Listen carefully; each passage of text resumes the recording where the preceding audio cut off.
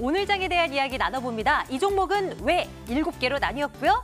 첫 번째, 자동차 먼저 살펴볼까요? 현대기아차 보겠습니다. 오늘도 주가 많이 빠지죠.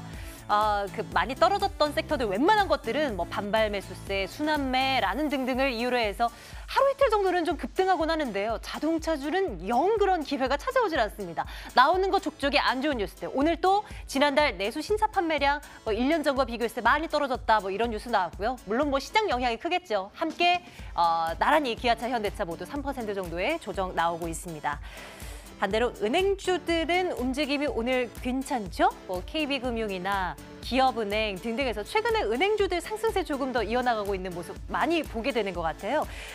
미국 10년물 국제금리가 7년 내 최고치를 찍고 있다고 합니다. 시중금리 국내에서도 들썩들썩일 것이라는 가능성, 앞으로도 나타날 것이라는 가능성 점쳐지고요.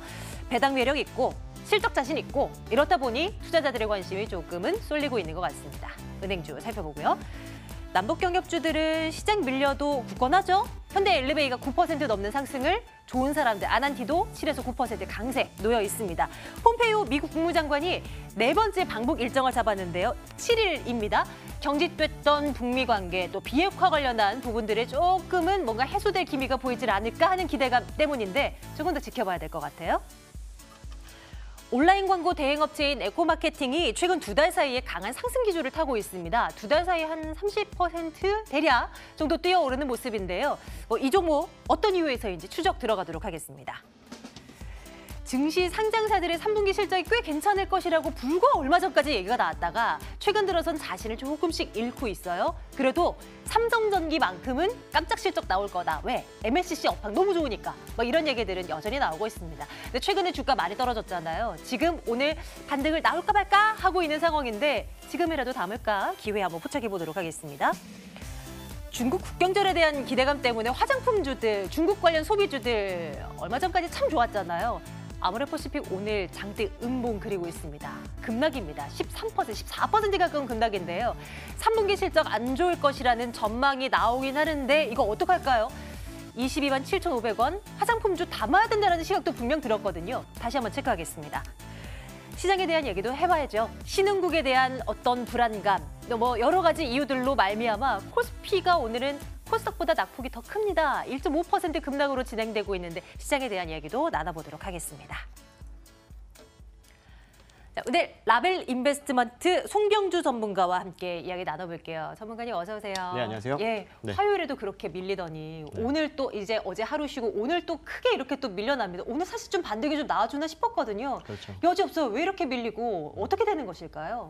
일단 코스닥 같은 경우에는 오늘 갭상승 시작해서 상당히 많이 밀렸습니다. 체감 지수로는 한 마이너스 2% 가까운 하락까지도 좀 보여줬었는데 일부 남북 경협주나 일부 제약주들 이제 곧 있으면 폼페이오 장관이 방북을 한다는 이슈로 인해서 일부 좀 반등을 해주는 모습으로 이 지수 견인에 좀 도움이 됐는데 코스피 시장 같은 경우에는 선물 시장에서 외국인들이 너무 많이 매도를 하고 있기 때문에 네. 여기에 대한 좀 여파를 받고 있어요.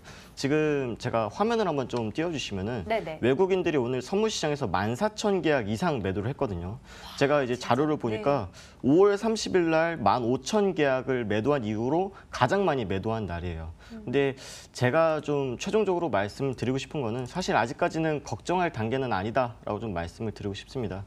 일단 한국이랑 지금 미국 증시랑 디커플링 현상 계속적으로 일어나고 있지만 어떻게 보면 이게 미국의 트럼프 대통령이 무역 분쟁을 계속적으로 심화시키고 있고 이게 11월 중간 선거에서 이 트럼프 대통령이 승리하기 위한 어떻게 보면 카드로서 활용을 하고 있는 것들인데 11월 중간 선거가 어떻게 됐든 지금 민주당이 압승할 수 있다는 가능성이 상당히 많이 제기되고 있기 때문에 트럼프 대통령의 이런 정치적인 입지도가 조금 낮아지고 지금까지 무리하게 끌어올렸던 달러 인덱스라든가 또는 미국 10년물 국채금리 수익률이라든가 이런 또 다우존스 같은 경우는 어제 신고가를 또 경신했지 않습니까? 이런 부분에 있어서 기간 조정은 반드시 나올 수밖에 없겠고 기간 조정이 나왔을 때 미국 증시에 쏠렸던 자금들이 다시 한번 신흥국 시장으로 몰릴 가능성이 매우 높다. 그랬을 때는 우리나라 증시 또는 중국 증시 이 두 국가 같은 경우에는 11월 기점으로 인해서 변곡점이 좀 나타날 가능성이 있기 때문에 오히려 펀더멘털 측면에서 우수한 종목들에 대해서는 우리가 좀 분할적으로 매수해 나가면 좋은 기회가 되지 않을까 이렇게 설명드리도록 하겠습니다. 지난 화요일에도 이 시간을 통해 똑같은 이야기를 들었던 것 같아요. 네네. 지수가 밀릴 때 너무 두려워하지 말고 그래도 괜찮고 탄탄한 기업들은 좀 담아라라는 의견 주셨는데 우리 송병주 전문가께서도 비슷한 의견 주고 계십니다. 네. 오늘 근데 외국인 수급 보니까 좀 무섭긴 해요. 그렇죠? 그렇죠. 현물 시장에서도 아까 보니까 5,500억, 네, 선물이 맞습니다. 14,000계약이요. 맞습니다. 아, 예. 뭘 사면 좋을지는 고민 계속 해보도록 합니다. 저희 일단은 뭐 종목에 이제 대한 이야기를 좀 나눠보겠습니다. 화장품 볼까요? 혹시 오늘 급락하고 있는 이 종목을 담아보는 것은 어떨까 하는 아이디어에서 일단은 가지고 와봤는데 네. 어떤 의견 주시겠어요? 화장품주 일제히 아모레퍼시픽뿐만 아니라 낙폭이 굉장히 크더라고요. 네. 일단 아모레퍼시픽 같은 경우는 마이너스 13% 정도 하락으로 이끌었던 주요 수급 주체는 연기금이 장내 한 60만 주 정도 장내 매도를 해버렸어요. 이런 부분들이 어떻게 보면 공매도랑도 직접적인 연관이 있다 이렇게 좀 볼 수가 있겠는데 최근에 이제 중국 관련 소비주들 관련해서 우리가 좀 기대감이 많았었잖아요. 네. 뭐 국경절 관련해서 네. 뭐 중국 소비주들이 좀 수혜가 될 것이다 또는 매출액이 일시적으로 증가할 수 있을 만한 모멘텀이다라고 좀 예상을 했지만 이거는 사실 알려진 호재였거든요. 이미 주기적으로 실시가 됐었던 뭐 중국의 국경절이라던가 이랬을 땐 항상 비슷한 이슈들이 있었어요. 예를 들어서 우리나라를 다녀온 뭐 상하이행 비행기를 전수조사한다던가 또는 이런 이 따이공들이라던가 이런 부분에 대해서 상당히 규제가 심해지고 있고 우리나라 화장품 같은 경우에 중국인들한테 상당히 인기가 좋기 때문에 우리나라 면세점에서 사서 중국에서 한 2배 가까이 되는 가격으로 시장에서 좀 판매를 유통을 시키고 있기 때문에 이에 따라서 좀 어느 정도 규제가 들어갔다라는 부분들 우리가 좀 교훈으로 삼아야 될 것 같아요. 그래서 우리가 어떤 종목을 투자를 한다고 하더라도 알려진 호재에 대해서 우리가 정말 뭐 불나방처럼 달려들었을 땐 좀 위험하다라고 좀 말씀을 드리고 싶고 사실 아모레퍼시픽이 뭐 3분기 실적이 안 좋을 것이다라는 부분들이 이미 이야기가 나왔던 부분들이기 때문에 네. 이걸 가지고 오늘 주가 하락으로 이끌기에는 조금 너무 심하지 않았냐라고 좀 말씀을 드리고 싶고 이 펀더멘털 측면에서 봤을 때 중국이 지속적으로 사드 리스크는 어느 정도는 점진적으로 해제를 하고 있는 부분들이 포착이 되고 있어요. 이것이 뭐 단기간에 해소될 만한 문제는 아니지만 지금 무역 전쟁을 하는 이유도 중국을 계속 시장을 개방을 해라라고 요구를 하는 거기 때문에 사드 리스크도 분명히 해제가 될 수 있다라고 봤을 때 아모레퍼시픽은 나중에 가격이 안정화됐을 때는 좀 분할로 접근하셔도 좋지만 당장 소나기는 좀 피해 가셔라 이렇게 말씀드리도록 하겠습니다. 그런 현 시점에서의 현재에 대한 투자 전망을 살펴본다면 어떻게 갈까요? 뭐 단기적인 측면에서 봤을 때 뭐 글쎄요? 그 정도로 갈까요? 예, 글쎄요 먼저 드리도록 하고 네. 일단 소나기는 피하고 가격이 좀 안정화되고 메이저 수급이 들어왔을 때 그때 한번 관심을 가져보시라 말씀드리겠습니다. 화장품주에 대해서 안 좋다는 시각보다는 그 안에 이제 담겨 있는 의미를 좀 잘 파악해야 되겠죠. 단기적인 측면에서는 조금은 굳이 우리가 뛰어들어서 소나기를 맞을 필요는 없으니까요. 타이밍이 되면 또 화장품주에 대한 시각도 꼭 챙겨주십시오. 네, 매수 타이밍 알겠습니다. 됐을 때요. 네. 다음 보겠습니다. 삼성전기 볼까요? 아모레퍼시픽과는 다르게 3분기 실적 잘 나올 것이라고 추정이 되고 있습니다. 근데 최근에 진짜 많이 떨어졌잖아요. 그렇죠. 이거는 사도 괜찮을까요? 살펴주세요. 일단 뭐 삼성전기는 좋습니다. 이제 MLCC 관련해서 대장주 역할을 할 수 있을 만한 대표적인 기업이라고 좀 볼 수가 있겠는데 사실 뭐 반도체, 뭐 D램, 낸드 플래시 계속적으로 이 IT나 반도체 쪽에서 뭐 대형 증권사들에서 부정적인 이슈들 계속 내놓고 있잖아요. 사실 MLCC 업황이 고점이 아니라는 것들은 삼성전기 이번 3분기 실적 숫자로 보여주지 않을까 이렇게 좀 기대를 해볼 수가 있을 것 같고 사실 이 증권사라든가 또는 대형 기관들에서 우려했었던 MLCC 일부 MLCC 가격은 떨어졌습니다. 일반용 MLCC 최근에 이제 핸드폰 판매량이 조금 감소되면서 거기에 탑재되는 MLCC량은 좀 감소가 되는 부분들은 사실이지만 그 이상 매출력을 나타내고 있는 것들이 바로 하이엔드화되고 있는 전장 부품에 대해서 MLCC의 수요는 계속적으로 증가하고 있고 오히려 지금 수요량 대비해서 공급은 40%밖에 안 되고 있다라는 부분들을 제가 체크를 했어요.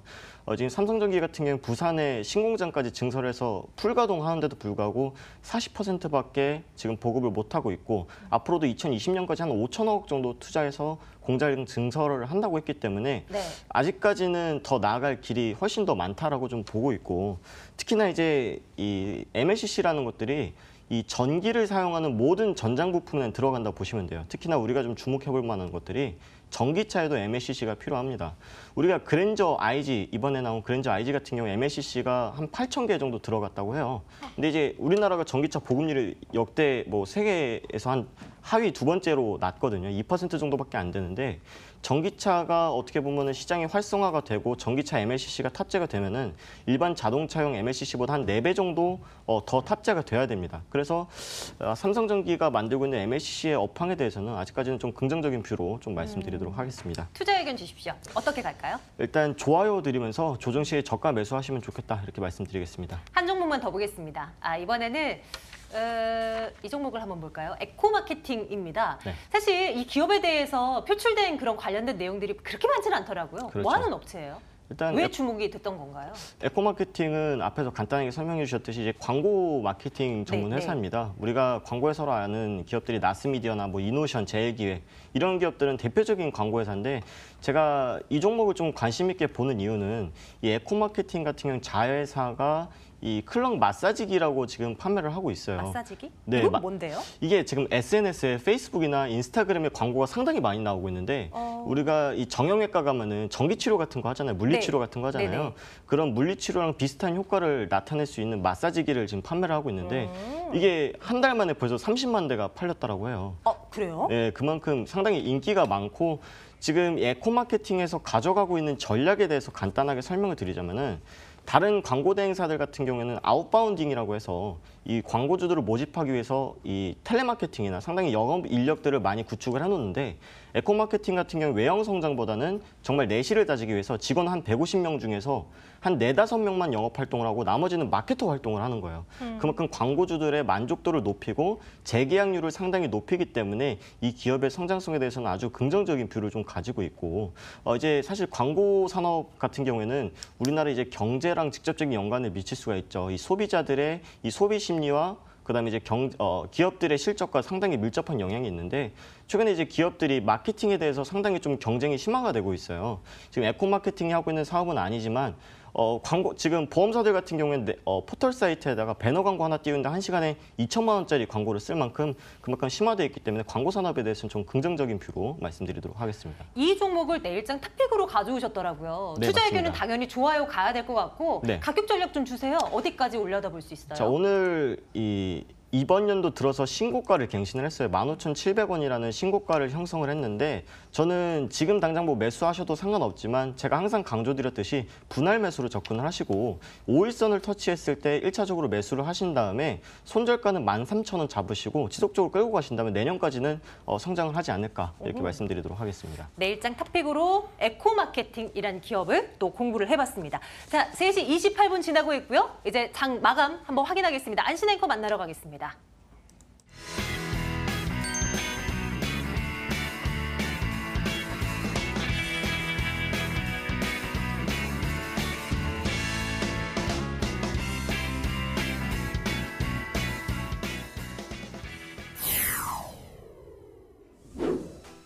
코스피 하락세가 이어지고 있습니다. 시간이 갈수록 낙폭도 더 커지고 있는 상황인데요. 호가 분위기 살펴보도록 하겠습니다.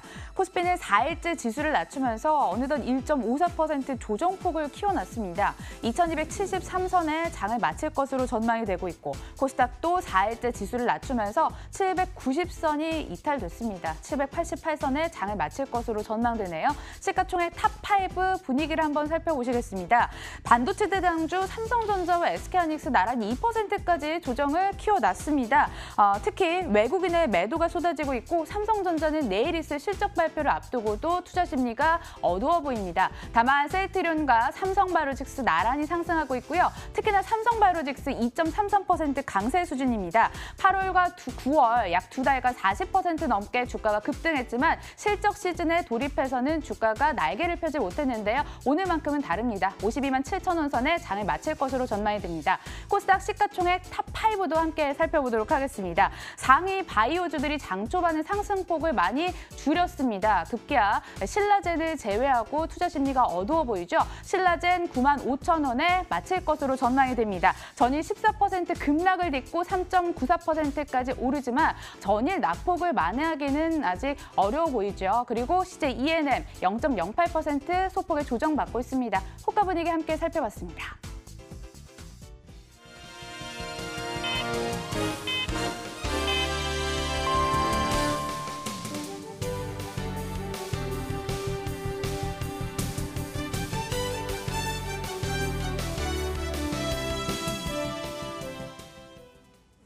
10월 4일 마감 상황 정리해드리도록 하겠습니다. 미국 증시 호조 영향으로 상승 출발했던 지수가 시간이 갈수록 밀려나는 모습을 보이더니 결국 종가, 양지수 모두 다 파란불 켠 채 마감이 됐습니다. 코스피는 1.53% 하락세가 나타났고요. 2274선의 종가를 형성했습니다. 코스닥도 결국 790선 이탈한 채 아쉽게도 789선에 마감을 지었습니다. 수급은요, 외국인이 무려 5천억 원 넘는 매물 폭탄을 쏟아냈습니다. 개인이 외국인의 매물 폭탄을 좀 받아내는 모습으로 5,989억 원의 순매수 우위를 기록했고요. 기관도 매도를 했습니다. 429억 원의 순매도 우위로 기록이 됐습니다. 코스닥 수급은 장중 눈치 보기가 상당했습니다. 매수와 매도를 오간 거죠. 기관 쪽에서는 124억 원의 순매수 우위, 외국인은 66억 원 소액을 팔았고요. 개인은 기관 따라 12억 원 순매수 우위로 매수에 동참을 했습니다. 한편 중국 소비주가 크게 하락하기도 했습니다. 중국 국경절 연휴에 중국인 관광객이 기대만큼 크게 늘어나지 않았다라는 평가가 나오면서 투자 심리가 어두워진 거죠. 아모레퍼시픽 장중 52주 신저가를 기록하기도 했는데요. 급락을 면치 못한 채 13.99% 하락으로 장을 마쳤고 면세점 관련해서 호텔신라도 7.51% 약세를 시현했습니다. 자, 이 밖에도 화학주가 또 부진했습니다. 원료 나프타 가격 상승과 신흥국 경기 하강 우려감 확대로 인해 4분기 실적, 더 나아가서는 내년 실적까지 어두워 보인다라는 분석과 함께 관련 종목들이 하락이 크게 연출이 됐는데요. 대한유와 5.29%, 롯데케미칼, 코롱인더 같은 종목들이 크게 하락하면서 장을 마쳤습니다. 마감 분위기 함께 돌아봤습니다.